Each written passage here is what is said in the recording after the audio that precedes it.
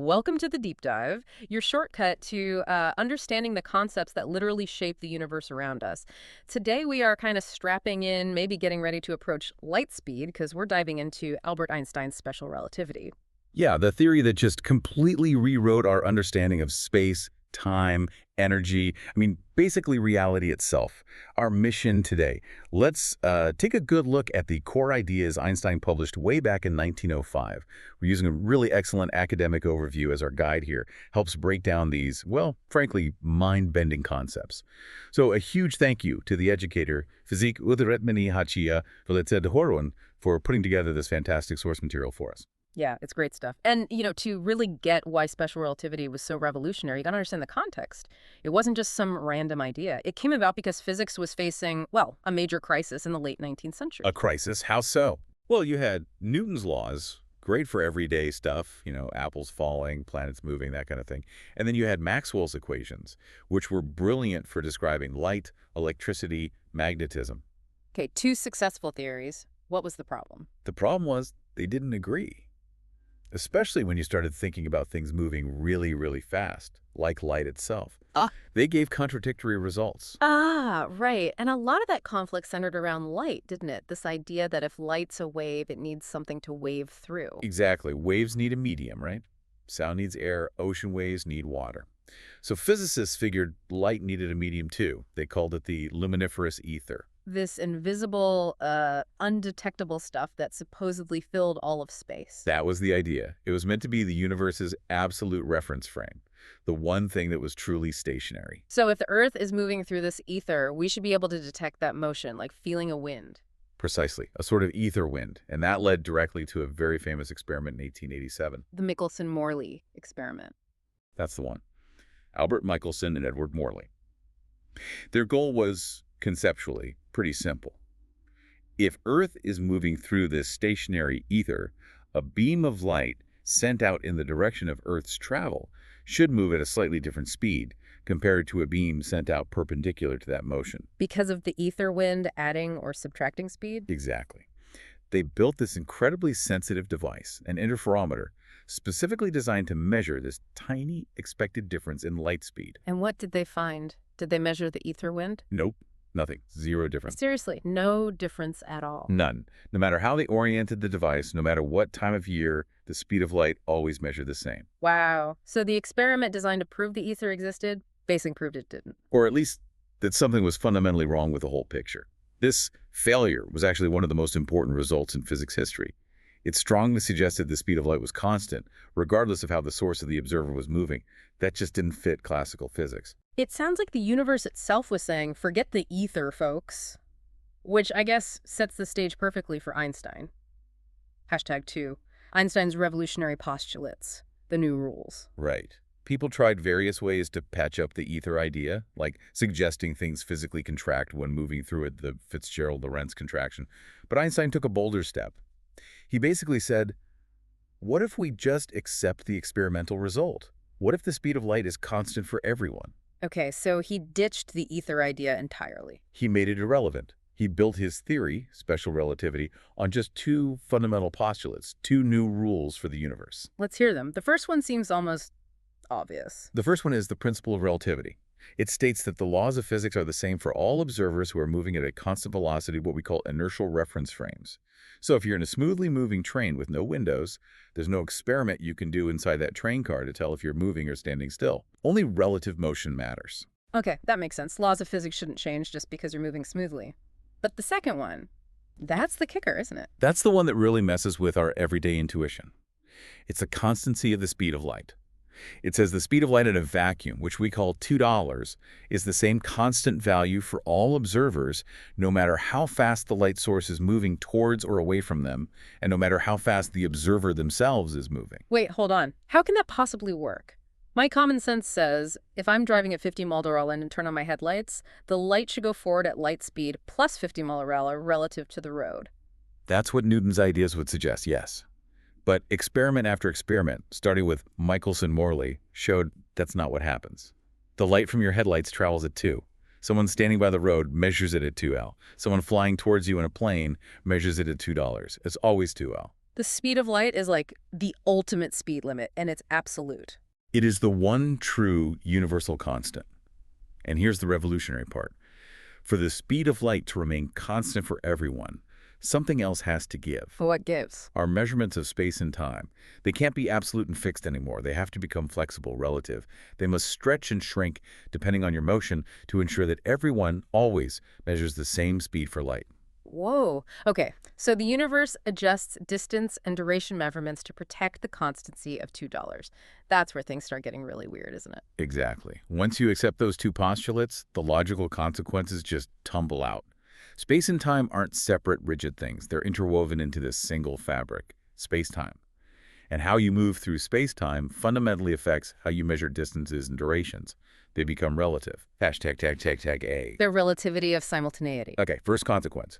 This idea of simultaneity things happening at the same time. Before Einstein, we just assumed that was absolute too. We did. If I saw two things happen at the exact same instant, I'd assume you saw them happen at the same instant too, regardless of how we were moving. But special relativity says, nope. Nope. Simultaneity is relative. Let's use a classic thought experiment. Imagine you're on a very fast train, sitting exactly in the middle of a long carriage. Suddenly, lightning strikes both the very front and the very back end of your carriage simultaneously, according to you. Okay, why according to me?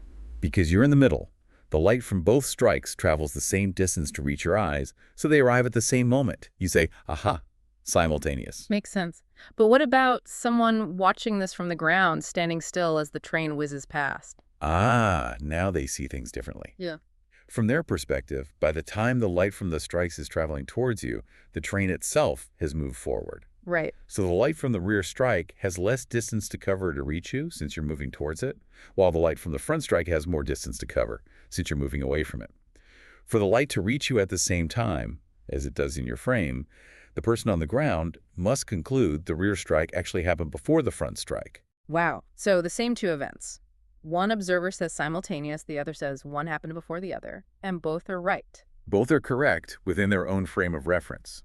There's no single universal now across different moving frames. Time itself isn't absolute. Hashtag tag tag B, time dilation.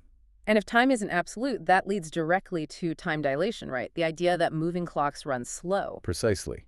If you observe a clock that's moving relative to you, you will measure its ticks as occurring slower than the ticks of an identical clock sitting right next to you. And this isn't just some, like, optical illusion. It's real. It's absolutely real and physically measurable. We have direct proof, actually, constantly raining down on us. You mean the muons? Tell us about that. Right, muons. They're unstable particles created when cosmic rays hit the upper atmosphere, maybe 15, 20 kilometers up. They then zoom down towards the Earth's surface at like 99 point something percent the speed of light. Okay, fast particles. But they're unstable, meaning they decay quickly. Very quickly. In their own reference frame, if you could ride along with a muon, its average lifespan is incredibly short, something like 2 microseconds. 2 microseconds. At nearly light speed, they still couldn't travel 20 kilometers in that time. They should decay long before reaching the ground. According to classical physics, yes, almost none should make it. But guess what? We detect loads of them right here at sea level. So how do they survive the trip? Time dilation. Because they're moving so incredibly fast relative to us on Earth, their internal clock slows down dramatically from our perspective. What feels like 2 microseconds to the muon might look like, say, 60 microseconds or more to us. That extended lifespan, from our point of view, gives them enough time to reach the surface. That's amazing. It's direct confirmation. The faster you move through space, the slower you move through time relative to a stationary observer. Exactly. And it leads to that famous mind-bending scenario, the twin paradox. Yes, the twins. One stays on Earth, one zooms off in a spaceship near light speed and comes back.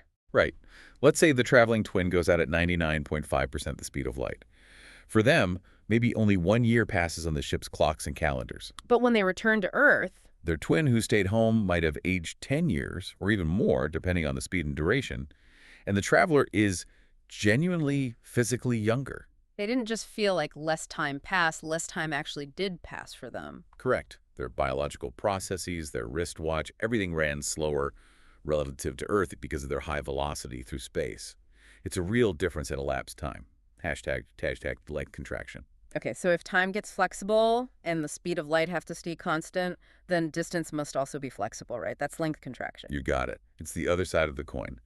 An object that is moving relative to you is measured to be shorter in the direction of its motion compared to its length when it's at rest. Really in the direction of motion. Yes, that's key. If something is moving past you horizontally, its length in the horizontal direction appears contracted, but its height or width, perpendicular to the motion, remains unchanged. So it's not like the object is getting squished physically. No, it's not a physical compression due to forces. It's space itself, or rather our measurement of space along the direction of motion, that changes from the perspective of a different inertial frame. Can you give an example, like with numbers? Sure. Imagine you have, say, a spaceship that is 100 meters long when parked in a hangar. Now imagine it flies past you at about 87% the speed of light, which corresponds to a Lorentz factor of 2. You, standing still, would measure its length as it zips by to be only 50 meters long. It appears half as long. It is measured as half as long in your frame, but its width and height would be exactly the same as when it was parked. Space contracts along the direction of motion to keep c constant, #IV, the ultimate speed limit, and 52 dollars.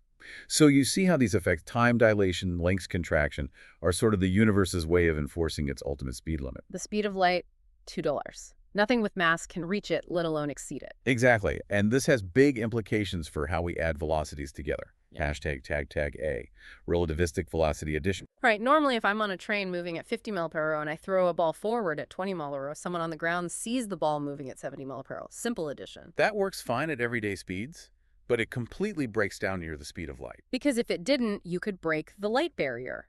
Like a spaceship moving at 0.6 c, firing a missile forward at 0.6 c relative to the ship. Classically, that's 1.2 c. Which is impossible. So Einstein provided a new formula for adding velocities, the relativistic velocity addition formula. And that formula has a built-in speed limit. It does. Let's use your example. Ship at 0.5 c, fire something forward at 0.5 c relative to the ship. You don't just add 0.5 plus 0.5. The formula is V1 plus V2, 1 plus V1, V2, 2. When you plug in 0.5 c for both $V and B2C $2, Let me guess, you don't get 1.0 c. get 0.8 c, Yeah. the denominator $1 plus V1, V2, C Dow gets larger as the speeds increase, acting like a brake, ensuring the final velocity V measured by the outside observer never reaches or exceeds $. Clever. The math itself prevents breaking the speed limit. It reflects the underlying structure of space-time. #B. Mass-energy equivalence. Okay, so we've got flexible time, flexible space, a universal speed limit. Which brings us to arguably the most famous equation in all of science. EMC22. Energy equals mass times the speed of light squared. We see it everywhere. What's the connection to special relativity? It's perhaps the most profound consequence. When Einstein worked through the implications of his postulates, especially how energy and momentum behave in relativistic scenarios, this relationship emerged. It revealed that mass and energy aren't fundamentally different things. They are interchangeable, two forms of the same underlying stuff. Mass is a form of energy, and energy has mass. Essentially, yes. Yeah. Mass can be converted into energy, and energy can be converted into mass. And the conversion rate is enormous because of that 2 term. Right. See, the speed of light is huge, so $2 squared is astronomical. Exactly. It means a tiny, tiny amount of mass is equivalent to a vast amount of energy. Think of mass as concentrated or frozen energy. And we see this happening, like, in the sun. Every second. Our sun is a giant fusion reactor. It fuses hydrogen into helium, and in that process, a tiny fraction of the mass of the hydrogen nuclei isn't accounted for in the helium nucleus. That missing mass hasn't vanished. It's been converted directly into energy, the light and heat that radiates outwards. How much mass are we talking about? The sun converts something like 4.5 million tons of its mass into pure energy every single second. 4.5 million tons per second. Wow. And that's the power source for, well, almost everything on Earth. It's EMC22 in action on a cosmic scale. And on a human scale, this equation is the basis for nuclear power, right? Fission and fusion. Precisely. Both processes involve rearranging atomic nuclei in ways that convert a small amount of their mass into a large amount of energy, following EMC2 order. The source material mentions, just to give a sense of scale, that fully converting just 1 kilogram of any matter into energy would release about 90 million megajoules. That's an immense amount of energy. #outro. Okay, so let's try to recap this whirlwind tour. We started with the crisis in physics, the failure to find the ether. Which led to Einstein's two postulates. The laws of physics are the same for everyone moving constantly, and the speed of light is constant for everyone, always. And those simple rules forced us to accept that time dilates, it slows down for moving observers. And length contracts objects get shorter in their direction of motion. And that simultaneity is relative. There's no universal now, And velocities don't add up simply near light speed because dollars is the absolute limit. which all culminates in the incredible idea that mass and energy are equivalent, linked by in an MC2 dust. It's really a beautiful self-consistent framework. It's worth remembering, though, that special relativity deals specifically with constant velocity inertial frames. Einstein later expanded on this brilliantly with general relativity, which brings acceleration and gravity into the picture, describing gravity not as a force, but as the curvature of space-time itself. But that's maybe a deep dive for another day. Definitely. So for you listening, here's something to chew on. If time and space aren't fixed, if they literally change depending on how you're moving relative to something else, are you ever truly standing still? Even sitting here, you're on a spinning Earth, orbiting a sun, which is orbiting a galactic center. Your experience of time and space is unique to your specific path through space-time. Makes you think, doesn't it? It really does. It fundamentally changes how we view our place in the cosmos. And before we wrap up, a final thank you is definitely in order for the source material that guided this discussion. Our sincere appreciation again to Physique Ernatmani Hashi Vilitorin for providing such a clear pathway through these complex ideas. Absolutely. Keep questioning, keep exploring, and join us next time for another deep dive.